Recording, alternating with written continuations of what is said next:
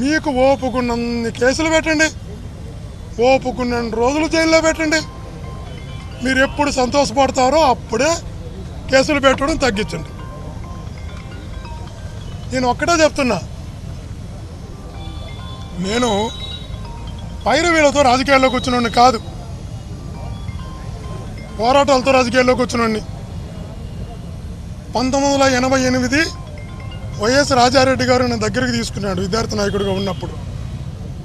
1988 నుంచి వైఎస్ రాజశేఖర రెడ్డి గారు, వైఎస్ రాజారెడ్డి గారు, వైఎస్ జగన్మోహన్ రెడ్డి గారు 3 తరాల నాయకులతో 36 సంవత్సరాలు ప్రియ శిష్యుడిగా పెరిగా, ఒక సైనికుడిగా పెరిగా, ఒక సైనికుడిగా ఉన్నా. వాళ్ళ దగ్గర నేను నేర్చుకున్నది, వాళ్ళు నాకు నేర్పింది, కష్టాలు వచ్చినా, ఇబ్బందులు వచ్చినా, ఎన్ని ఆటుపోట్లు వచ్చినా ఎదురొడ్డి నిలబడడం, పోరాటం చేయడం, తట్టుకోవడం, వాళ్ళ దగ్గర నాయకత్వ లక్షణాలు నేర్చుకున్నాను నేను. అలాంటి నన్ను మీరు కేసులు పెట్టి భయపెట్టాలనుకుంటున్నారు. ఎంతమంది ఒకటై వేధించినా, ఎంతమంది అసత్య ప్రచారాలతో అవమానాలు చేసినా, ఎవరెన్ని ఇబ్బందులు పెట్టినా ఎలా తట్టుకోవాలో మా లీడర్ జగనన్న ఎదుర్కొంటున్న అన్ని దగ్గరగా, బాగా దగ్గరగా జగనన్నతో ఉండి చూసిన వాడిని. మా లీడరు ఎదుర్కొంటున్న అవమానాలు, మా లీడర్ని పెడుతున్నటువంటి ఇబ్బందులు, మా లీడరు పైన చేస్తున్నటువంటి అసత్యపు దాడులు అనేకం అత్యంత దగ్గరగా మా లీడర్ని, మా జగనన్నని దగ్గరగా చూసిన నేను ఇలాంటి కేసులకు, అసత్యపు ప్రసారాలకు, అవమానాలకు, ఇలాంటి జైలు శిక్షలకు భయపడతారని ఎలా అనుకుంటారు? ఎలా ఊహిస్తారు? అందుకే చెప్తున్నా, మీరు సంతృప్తి పడే అన్ని రోజులు కేసులు పెట్టండి, ఇబ్బందులు పెట్టండి, ఎదుర్కొంటాం, ఎంత దాకైనా ఎదుర్కొంటాం. ఈరోజు నేను 8 నెలలు 230 రోజులు పైగా జైల్లో నన్ను అక్రమ కేసులు నిర్బంధిస్తే నాకు పెన్నంటి నిలిచినటువంటి మా లీడర్ జగనన్నకు, మా పార్టీ నాయకులకు, మా ఒంగోలు పార్లమెంటు నాయకులకు, మా ఒంగోలు పార్లమెంటు ప్రజలకు, మా చంద్రగిరి నియోజకవర్గ ప్రజలకు మనస్ఫూర్తిగా, మనసారా కృతజ్ఞతలు తెలియజేసుకుంటూ జై జగన్, జై జగన్, జై జగన్. ఇంకొకటి కూడా, దయచేసి కోర్టు ఇచ్చిన ఆదేశాల మేరకు నేను కేసుల గురించి మాట్లాడదలుచుకోలేదు. దయచేసి కేసుల గురించి నన్ను ఏ విధమైన ప్రశ్నలు కూడా అడగద్దని సహచర విలేకరులను విజ్ఞప్తి చేస్తున్నా.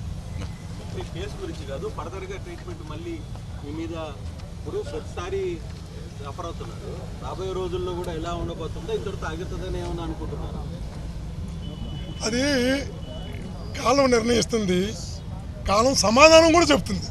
చంద్రబాబు సీఎం అయిన ప్రతిసారి తనపైన అక్రమ కేసులు పెట్టడం పరిపాటిగా మారిందని చెవిరెడ్డి భాస్కర్ రెడ్డి అన్నారు. 226 రోజుల పాటు అక్రమ కేసులో జైల్లో ఉన్న ఆయన కొద్దిసేపటి క్రితమే బెయిల్పై విడుదలయ్యారు.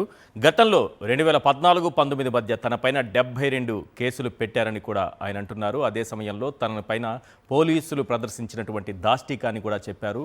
తమిళనాడు బార్డర్ వరకు తీసుకెళ్లి అక్కడ తనపైన వాళ్ళు చేసినటువంటి దాష్టికాన్ని ఆయన వివరించారు. తన కుమారులు ఇద్దరిపైన కూడా అక్రమ కేసులు పెట్టారని కూడా అంటున్నారు. ఎన్ని కేసులు పెట్టినా ధైర్యంగా పోరాడుతామని కూడా చెవిరెడ్డి భాస్కర్ రెడ్డి చెబుతున్నారు. పోరాటాలతోనే రాజకీయాల్లోకి వచ్చాం, తప్పనిసరిగా పోరాటాన్ని కొనసాగిస్తాం. 1985 నుంచి కూడా రాజకీయాల్లో కంటిన్యూ అవుతున్నాం. చంద్రగిరి నియోజకవర్గం, ప్రత్యేకించి చంద్రబాబు నాయుడు గారు పుట్టినటువంటి నియోజకవర్గానికి సంబంధించి అక్కడ ఒక వైఎస్ఆర్సీపీ నాయకుడిగా తాను ఎదగడం వల్లే తనపైన కక్షగట్టి మరీ అక్రమ కేసులు పెడుతున్నారని, తన కుమారుడు ప్రస్తుతం ఇన్ఛార్జిగా ఉన్నారని అతనిపైన కూడా అక్రమ కేసులు పెట్టారని, చిన్న కుమారుడి పైన కూడా కేసులు పెట్టారని కూడా చెవిరెడ్డి భాస్కర్ రెడ్డి చెబుతున్నారు. చెవిరెడ్డి భాస్కర్ రెడ్డి మరి కొద్ది క్షణాల్లో బయటకు వస్తున్న దృశ్యాలు మనం చూస్తున్నాం. చిరునవ్వుతో ఆయన బయటకు వచ్చారు. అందరికీ అభివాదం చెప్పారు. ఆ తర్వాత వైఎస్ఆర్సీపీకి సంబంధించినటువంటి ముఖ్య నేతలంతా ఆయన దగ్గరకు చేరుకున్నారు, ఆలింగనం చేసుకున్నారు. ఆయనకు జైలు నుంచి స్వాగతం పలుకుతున్నటువంటి దృశ్యాలు, పూలమాలను వేసి మరీ స్వాగతం పలుకుతున్నటువంటి దృశ్యాలు మనం ఇప్పుడు సాక్షి స్క్రీన్ పైన చూస్తున్నాం. అక్రమ మద్యం కేసు, చంద్రబాబు నాయుడు గారు సృష్టించినటువంటి బేతాళ కేసు. ఇది వైఎస్ఆర్సీపీ నాయకులందరి మేడకు చుట్టాలనేటటువంటి కుట్ర. ఆ కుట్రలో భాగంగా 226 రోజులుగా జైలులో గడుపుతున్నారు చెవిరెడ్డి భాస్కర్ రెడ్డి. ఎన్నో సందర్భాలలో ఆయన చెప్పుకుంటూ వచ్చారు, తన కుటుంబంలో కనీసం మద్యాన్ని సేవించేవారు కూడా లేరని, గతంలో తమ కుటుంబంలో మద్యం వల్ల కొందరు బలయ్యారని, అప్పటి నుంచి తమ కుటుంబంలో ఎవరు మద్యం జోలికి కూడా వెళ్లరని, అలాంటి తనపైన అక్రమంగా మద్యానికి సంబంధించినటువంటి అక్రమ కేసు పెట్టారని, తనను జైల్లో పెట్టారని ఆయన అన్నారు. ఈరోజు విజయవాడ జైలు నుంచి చెవిరెడ్డి భాస్కర్ రెడ్డి 226 రోజుల తర్వాత విడుదలయ్యారు. గత ఏడాది జూన్ 18న ఆయనను కూటమి ప్రభుత్వం అక్రమంగా అరెస్టు చేసింది. బయటకు వచ్చినటువంటి చెవిరెడ్డి భాస్కర్ రెడ్డికి స్వాగతం పలికారు. వైఎస్ఆర్సీపీకి సంబంధించినటువంటి ముఖ్య నేతలందరూ కూడా జైలు వద్దకు చేరుకున్నారు. దానికి సంబంధించినటువంటి దృశ్యాలను మనం సాక్షి స్క్రీన్ పైన చూస్తున్నాం.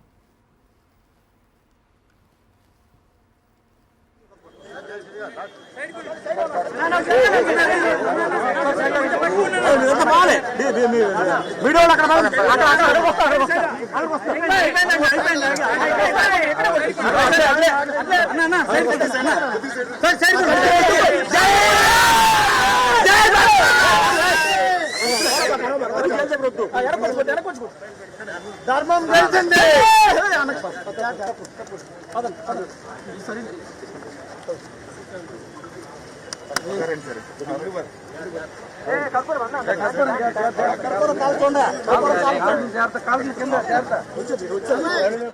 రైట్, ఇదే అంశానికి సంబంధించినటువంటి మరింత సమాచారాన్ని మా ప్రతినిధి అశోక్ మనకు అందించబోతున్నారు.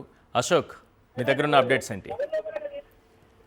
సార్, ఈ మద్యం అక్రమ కేసులో గత ఏడాది జూన్ 18వ తేదీన చెవిరెడ్డి భాస్కర్ రెడ్డిని అధికారులు అరెస్ట్ చేశారు. అయితే దాదాపుగా 226 రోజుల పాటు ఆయన జైల్లో ఉన్న పరిస్థితి. ఈ రోజు హైకోర్టు బెయిల్ మంజూరు కావడంతో ఇప్పుడే విజయవాడ జైలు నుంచి చెవిరెడ్డి విడుదలైన పరిస్థితి కనబడుతుంది. కూటమి ప్రభుత్వం మొదటి నుంచి కూడా ఈ మద్యం కేసుకు సంబంధించి అక్రమంగా వైఎస్ఆర్సీపీ నేతలను టార్గెట్ చేసింది. ఈ క్రమంలోనే ఒక్కొక్కరిపైన ఈ కేసును బనాయిస్తూ ఎలాంటి ఆధారం లేకపోయినప్పుడు కూడా వారిని అక్రమంగా అరెస్ట్ చేస్తూ వస్తున్న పరిస్థితి. అయితే జైలు నుంచి ఇప్పుడే చెవిరెడ్డి విడుదలయ్యారు. చెవిరెడ్డి కుటుంబ సభ్యులతో కూడా వైఎస్ఆర్సీపీ నేతలు కూడా చెవిరెడ్డికి ఘనంగా ఇక్కడ ఎవరైతే ఆయన కలిసి సంఘీభావం తెలిపిన పరిస్థితి కనబడుతుంది. ఇప్పుడు మరి కొద్దిసేపట్లోనే ఆయన మీడియా ముందుకు మాట్లాడేందుకు అయితే కూడా వస్తున్న పరిస్థితి మనం చూస్తున్నాం. గతంలో కూడా ఆయన చెప్పడం జరిగింది, కోర్టుకి అభ్యర్థించడం కూడా జరిగింది. ఆయన ఆరోగ్య పరిస్థితికి సంబంధించి చాలా అనారోగ్యంతో ఇబ్బంది పడుతున్నటువంటి సమయంలో ఆయనకు కొంత ప్రకృతి వైద్యం అందించడానికి కూడా కోర్టు అనుమతినిచ్చింది. నిజానికి ఈ 226 రోజుల పాటు అక్రమంగా నిర్బంధించి ఆయనను ఎలాంటి ఇబ్బందులకు గురి చేసింది ఈ ప్రభుత్వం?